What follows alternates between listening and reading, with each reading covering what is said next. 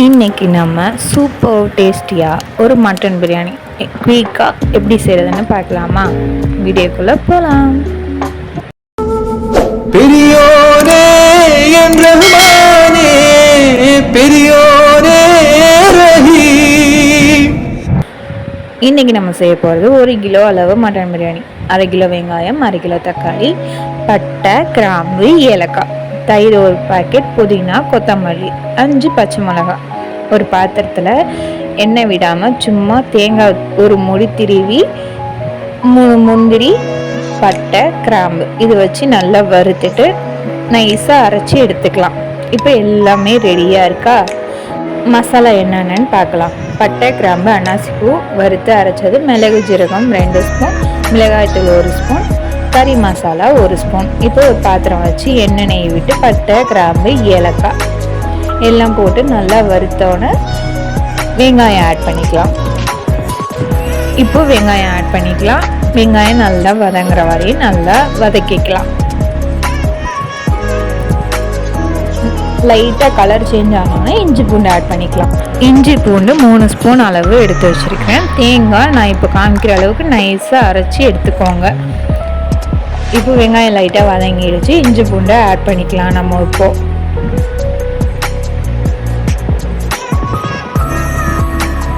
இஞ்சி பூண்டோட பச்சை ஸ்மெல் எல்லாம் போகிற வரையும் நல்லா வதக்கிக்கலாம்.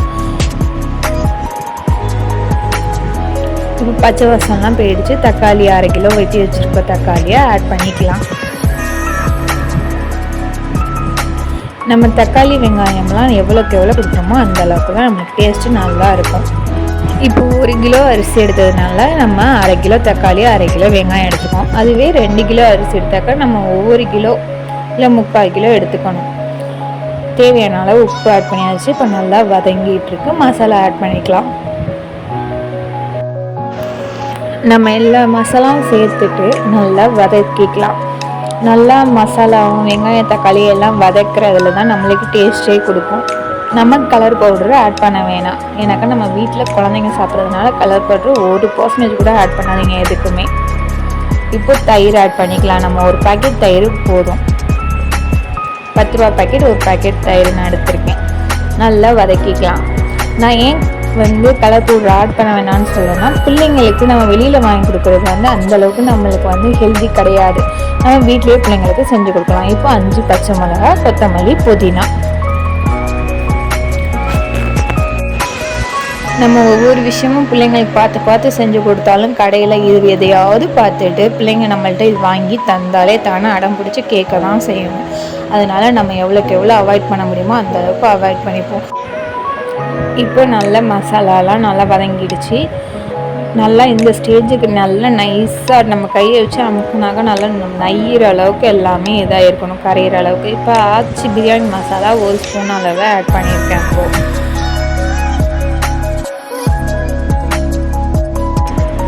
இப்போ நல்லா மிக்ஸ் பண்ணிக்கலாம். கறி நான் 3 விசில் விட்டு வேக வச்சு எடுத்த கறியை இப்போ ஆட் பண்ணிக்கிறேன்.